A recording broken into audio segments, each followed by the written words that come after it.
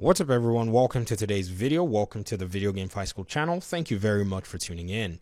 Today we're going to be addressing an elephant in the room, that elephant being Red Hood as depicted in the Gotham Knights gameplay reveal that was showcased on May the 10th, 2022. Before I jump in any further nonetheless, I wanted to go ahead and just give a big thanks to those of you who were able to participate in the last video where I talked about the game needing a little bit more work before release and actually sharing my own opinions as to some of the things I felt needed a little bit of a rework or maybe an update or polish. And I enjoyed the fact that that conversation was able to drive forward a lot of things. I hope the developers are able to take some of this feedback, and as they're finishing their optimization of the game, they're able to maybe look at them or, if possible, address them. Now, onto Red Hood. The biggest elephant in the room, nonetheless, is his jumping ability, which is also called the Mystical Leap. The game director in that presentation pretty much alluded to this particular ability as one of his traversal options. Now, keep in mind that Jason, or Red Hood, however you want to go with it, also has a grappling ability for traversal as well. And so I don't think this particular ability is a major ability in terms of his traversal. Yes, he's able to run around the world. He's able to drive a bat bike around the world and possibly use a fast bike for fast traveling, just like we saw with Dick Grayson in the gameplay. And so these are other means of traversal, but the one that I think may be irking a lot of people is this Mystical Leap. A full disclaimer nonetheless is, or I would say full disclosure, the funny thing is, at first when I saw it, I laughed. In fact, I have to be honest to you guys. I spoke to my wife about it and I made a joke and I said, he looks like a freaking cherub floating in the skies. Since then, I've seen a whole bunch of other jokes that have come around. Some people have called him Mario. Some people have called it some interesting different names or made it seem akin to other different jump mechanics in video games. You know what's actually crazy? After ruminating and after looking very closely at this ability, looking at the visual effects, the sound effects, I've come to the position where I say, I actually like it. Huh? Now, this does not mean that it's actually a good thing. Please, what is a good thing in terms of this game is going to be subjective, because every single one of us, we're going to look at this from a very different perspective. But I say I like it, even though I have knowledge of it being somewhat weird in the series or in this game at all. In fact, what's even really critical is at the onset of the marketing of Gotham Knights, when we were asking a lot of questions as to where this game was coming from, where in the canon, what universe, and all of these other things, the developers, or specifically Patrick Redding, made mention of the possibility that this is going to be drawing from different aspects of the canon. So different comics, with things like the Belfry being introduced in this game and the possibility of Batman being dead. So we were looking and saying, okay, perhaps we're going to see a wide plethora of different canonical pinpoints being depicted in this particular game.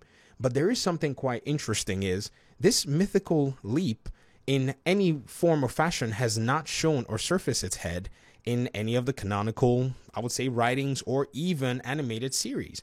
Now, this is based on my perspective. If you're in the comment section, if you're watching this video and you've ever seen Red Hood do anything of such, please let me know in the comment section. In fact, yesterday, I was speaking with a friend of mine who's a huge comic nerd, and I was asking him, I said, bro, did you see this particular trailer? And he said, yeah, I saw Red Hood leaping around, but I've never seen that ability or anything that alludes to that in any of the comics that I've read. So I guess based on both our limited knowledge, we have probably not seen anything. And somebody out there may have seen something in some issue, edition, or even universe where Red Hood is able to pretty much just leap across areas without having to deal with all the repercussions of gravity. Now, here's something that's very, very interesting. I think what we're seeing in Gotham Knights is this development team took on a very ambitious game.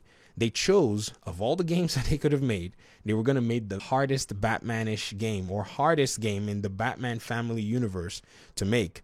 A Catwoman game would probably have been simple. A Deadshot game would have been easy. A Deathstroke game would have probably been much easier.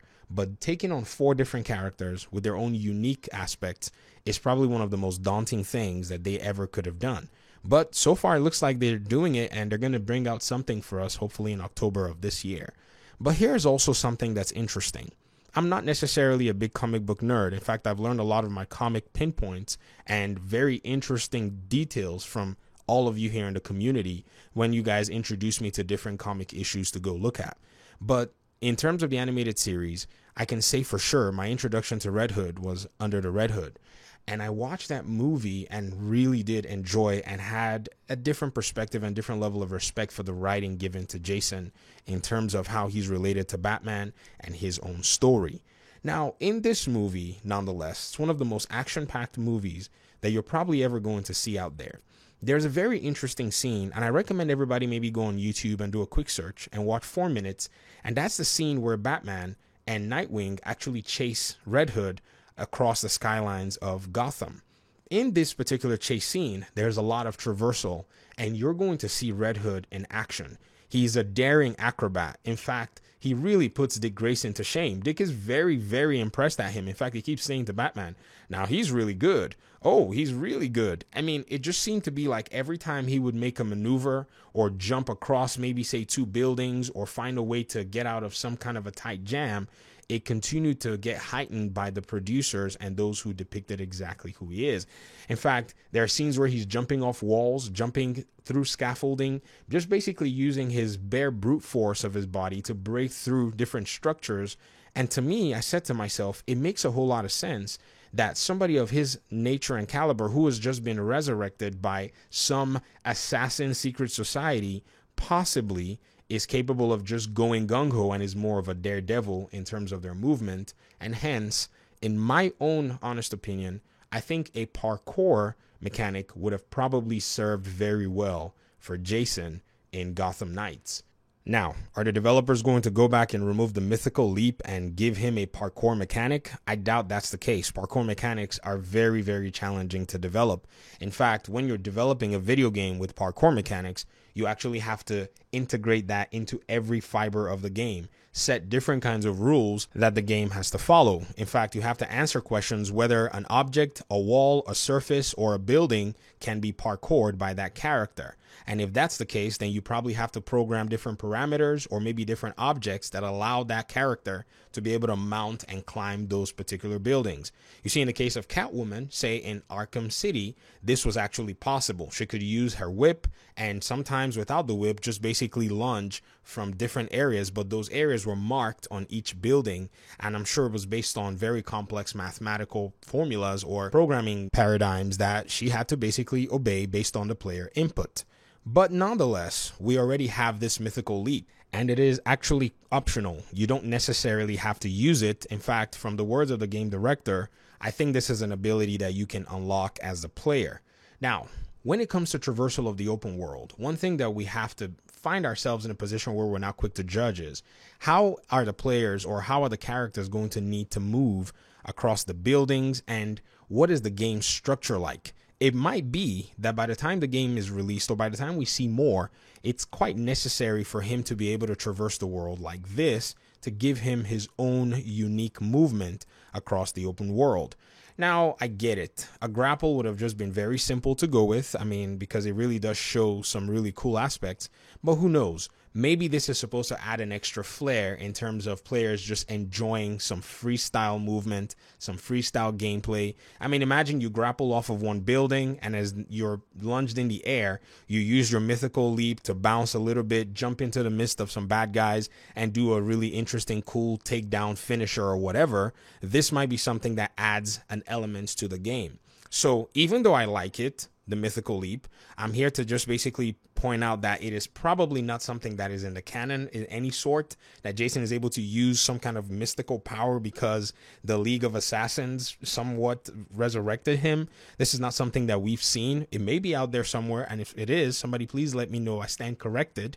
And at the same time, it may be as a gameplay element, the developers needed or wanted to introduce a way that provides an alternative of you moving around with Jason in the open world. And so this is something that's very interesting. It may also be that this is an ability that you probably don't get to unlock for a while. So you grapple, and then eventually this removes the monotony of you playing as the character. And so this is my own analysis as to Jason and this particular ability. Let me hear your thoughts in the comment section. Thank you very much for even watching the video. I appreciate you guys so much. Peace out.